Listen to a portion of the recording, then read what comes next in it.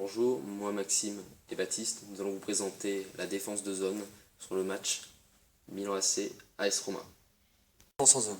Donc la défense en zone, c'est-à-dire ça se passe dès que l'équipe va perdre le ballon, elle doit se repositionner dans sa partie terrain, donc tout en défendant. Donc chaque défenseur se replace à son poste et défend, tout en se respectant sa position. Il y a aussi l'écart entre ses partenaires, donc c'est la couverture mutuelle, mais aussi en utilisant et en limitant l'espace devant et derrière lui. Donc en limitant aussi le champ d'action pour qu'éviter les adversaires, donc en particulier ceux qui sont en position avec le ballon, qui vont être dangereux, prennent de la vitesse et se trouvent en position d'attaque. Защитник, который находился на дальнем фланге. 0-0 по-прежнему. Армеро. Бонавентура. Де Йонг. Менес. Хонда. Наингголан. Нет. Quelle que soit la distance par rapport au but à protéger, il faut constituer un faisceau de 3 lignes défensives. La première ligne défensive est composée des attaquants. La seconde ligne défensive est composée des milieux. Et la dernière ligne défensive est composée des défenseurs. Ces 3 lignes doivent assurer le marquage, la couverture et l'équilibre de l'équipe. L'équipe qui défend essaie de compacter l'espace pour aider le premier défenseur. Donc tout le bloc doit se déplacer par rapport au ballon. Si le bloc avec le ballon est du côté gauche et que le ballon repose vers le côté droit, le bloc doit se déplacer vers le côté droit en coulissant vers la droite. Donc il doit apprendre à décaler le marquage, à couvrir ou à créer un équilibre. Si les 3 lignes sont parallèles par rapport au but, cela peut créer des espaces libres dont peuvent profiter les attaquants adverses. Что-то предпринимать. Пока Бонавентура опустился на место левого защитника. В меньшинстве заканчивает этот матч Милан. У Ромы появляется шанс, который нельзя упускать. Играя на своем поле, после того, как лидер свои 3 очка взял, Алекс, может быть, Сапата переместится на место левого защитника. Де Росси. Олибас. Мапу. Де Росси.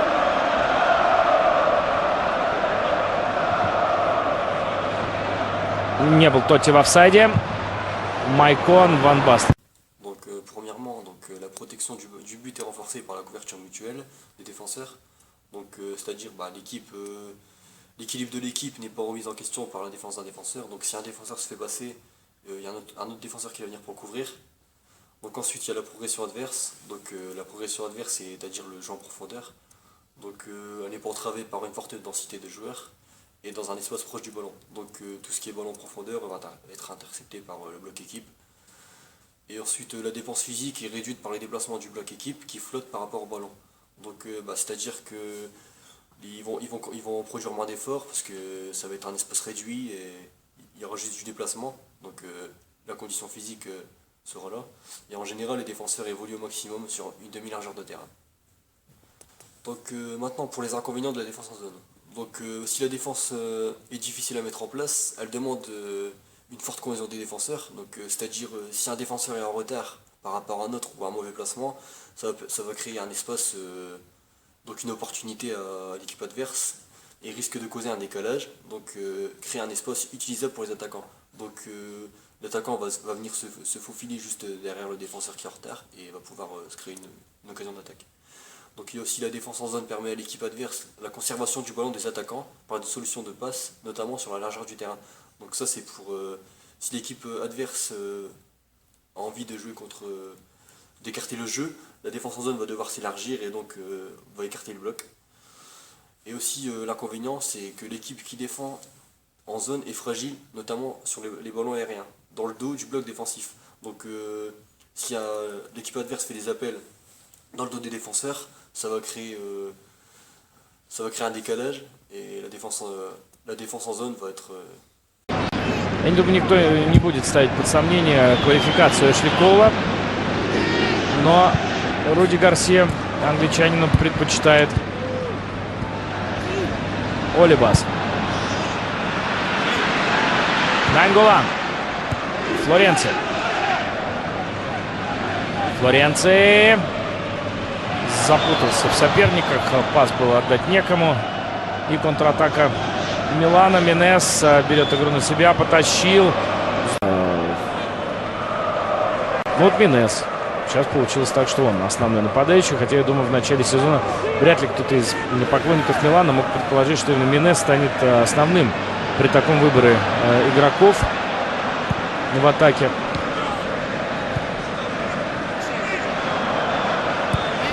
Совсем выпадает Хонда. С Хондой не угадал Милан. На мой взгляд, неудачный трансфер. И Хонда. Ну и Хонде... Pour contrer une défense en zone, donc comment faire? Donc il y a plusieurs possibilités. Donc la première, c'est faire circuler le ballon rapidement sur la largeur du terrain de façon à désorganiser la défense. Donc quand on joue contre une équipe qui joue en défense en zone, il faut écarter le jeu, donc faire on peut dire des transversales, donc c'est-à-dire une zone qui est inoccupée va obliger la défense en zone à décaler. Il y a aussi fixer la défense d'un côté et réorienter de l'autre par un jeu long, donc bah voilà les transversales. Et aussi jouer dans les intervalles en limitant les touches de balle. Donc les intervalles, c'est-à-dire un joueur qui va faire un appel derrière le dos du défenseur et va demander le ballon entre deux joueurs. Il y a aussi le jeu long, jouer long dans le dos du bloc défensif. Donc faire un appel en profondeur derrière le dos d'un défenseur.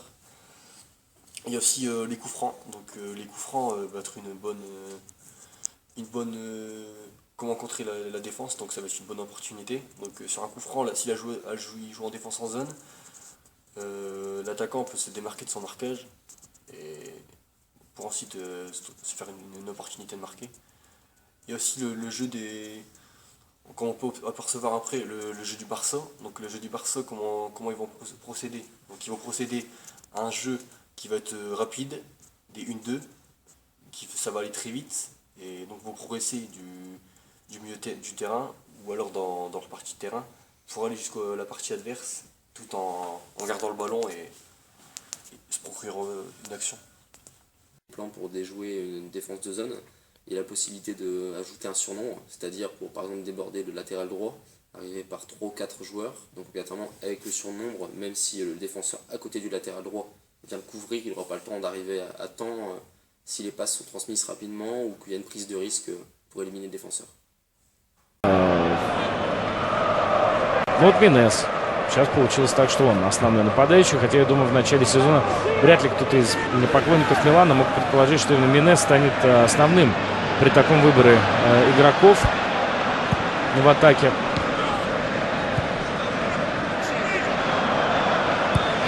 Совсем выпадает Хонда. С Хондой не угадал Милан. На мой взгляд, неудачный трансфер. И Хонда. Ну и Хонде...